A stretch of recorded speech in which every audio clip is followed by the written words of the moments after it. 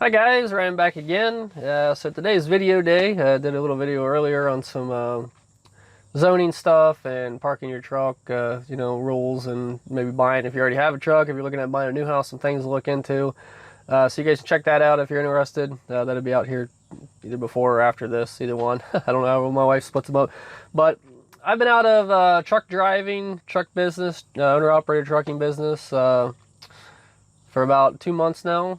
So I'm actually coming from my truck here, T660. Got it all cleaned out for the most part. Still, we've had so much rain. I've got like a pond underneath of it, and I got the transmission halfway, well, not out yet, but so I've just been held up by weather on that since it's just been a monsoon here. So eventually we're going to get that in and get this thing on the market. I know I've had a bunch of people calling about it and all that, so I'm not trying to ignore you. It's just we're not ready yet. So once it's listed for sale, then we'll put that info out there. So anyways, a lot of people have asked me if I'm going to go back to trucking or if I miss truck driving and all that stuff. And there's really two parts to that question. And I mean, there's trucking and the trucking business, owner operator business, all that. And then there's truck driving, and I want to emphasize the driving. As far as the trucking business, I get the itch every now and then here at home or whatever. I don't know, I've done my other business, my maintenance business. And I do miss the trucking business itself. I like everything about it. I like, especially like when you're on with somebody like Landstar where you're controlling everything for the most part. When you're able to get on there, you can do whatever you want. You choose your own schedule. You pick your loads. I mean, you're interacting with people. It's like, it's your own business for the most part, other than the, authority thing and safety and that type of stuff. But as far as the business itself, I mean, like I said, I miss that, getting on searching a load board, setting up searches, alerts, waiting for alerts on my email. Always kind of seeing what's going to come up next. Then, it's just kind of the game, you're always searching for those better loads, those $10,000, $8,000 loads and all that. And when you just kind of make everything happen just right, you take a trip out, West Coast and come back, and, in 2 weeks, I mean, you might bring home, after expenses, $6,000 or $7,000. So, I mean, there's a lot of money. I was making a lot more money than I'm making now. I mean, although we are kind of in our infancy stage of our new business. So maybe the numbers coming out right now aren't really impressive. And I know with my new business, I mean, I've got a lot of people calling from all over the country wanting me to do stuff. And I think maybe we probably should have went into, invested in a shop and all that. So, I mean, at this point, like I said, yeah, as far as the business goes and the money and all that, I mean, sometimes I get well, maybe I should, put the truck back on the road or something like that. But then comes the ugly side, which is the driving. After 5 years or so in the business, truck driving, I mean, I've had a CDL since 2011, so since 10 years. I've kind of drove off and on, and as a mechanic at a lot of the places, as a heavy equipment mechanic, a lot of places I worked, I mean, they required you had to have a CDL, at least a Class B, so I always got my Class A when I was in the Navy. So I've driven a lot, even before I got a CDL. I mean, I had, for a normal person, I'd driven more than a normal person. I was stationed out in California, for a while, and so a lot of driving back and forth, road trips from, Indiana, Ohio, back out to California and all that stuff. So, I am tired of driving. I mean, in the truck driving thing and the whole pandemic thing and all that, has really, the amount, I mean, you had all the extra unemployment and all that stuff. So, I mean, a lot of people not working and they're out on the road, and it just seems like society, like in the last year, 2 years, has gotten really, like, the driving society, the driving public has just gotten really, really bad. And I even just driving my service truck or even my personal vehicles, my pickup truck and stuff like that, it's just like, it's almost like a PTSD, like a post-traumatic stress syndrome type of thing. I mean, not comparing it to, I mean, I've been in Iraq and all that in the military. I mean, I'm not comparing it to somebody that's been in, you know, in a blown up or something like that type of PSD. But it's almost like that feeling, to where, I mean, as far as getting in this truck, you know, I'm behind the wheel right now, but taking it out on the road, it's just like it's like a claustrophobic type of feeling. Like I don't think I'm over it. I'm done.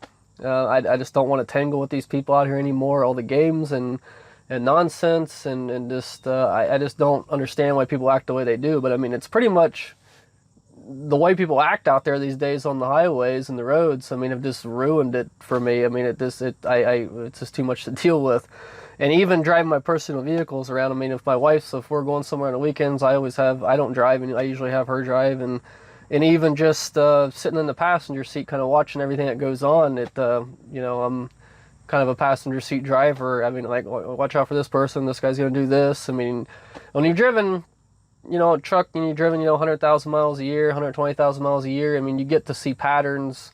Like, you can almost tell, like, the way somebody's moving or what they're doing, you know what they're going to do. And it just kind of overstimulates your mind, I guess. I mean, I'm pretty sensitive to the environment that I'm in, and it just kind of overloads when you're trying to keep track of everybody, and they're so distracted, you never know. I mean, it's bad out there. So I mean, that aspect, like I said, definitely just has basically ruined driving for me, period. You know, I had to take a trip.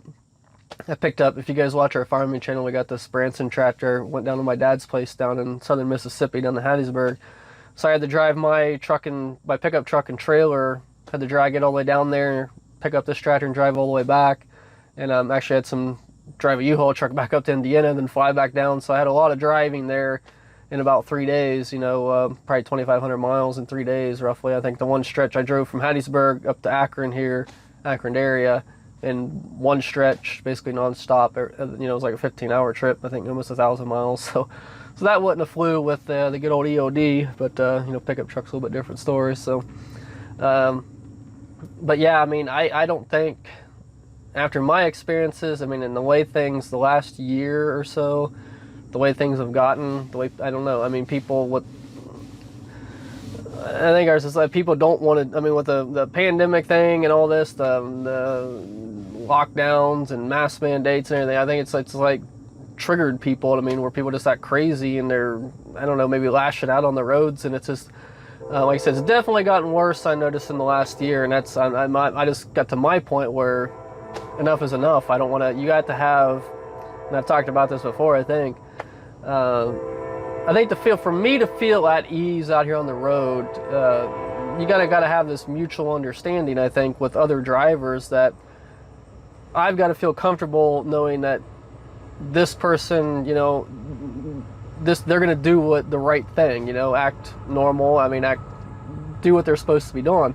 And for me, it's almost like a trust thing. I mean, because when you're out here with all these other people, thousands of people a day that you're around, you don't know who they are, you don't know what they're doing, you don't know what their intentions are, you don't know if they've been driving for 30 hours straight, if they're on drugs, alcohol, whatever, driving around, or they're just a complete psychopath. You just don't know what you're dealing with.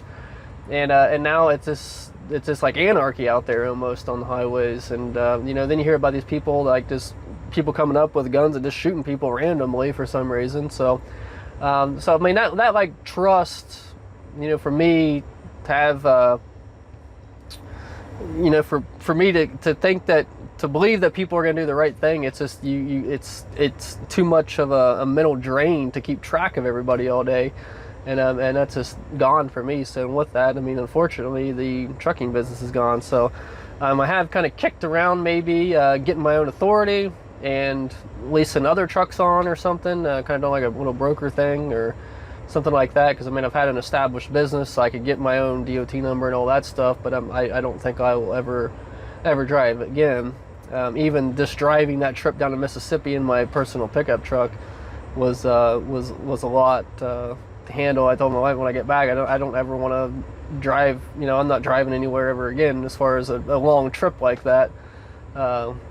You know, unfortunately, most of my family lives down in Cincinnati area, so I had to go from, you know, Cleveland, Akron area down 71 all the way down there, and that's like one of the worst roads in the country as far as the traffic, construction, and rough roads and all that stuff. So, you you know, 3.5, 4 hour drive, unfortunately. So, but that's why we don't go down there a lot, just because of the simple fact of the drive.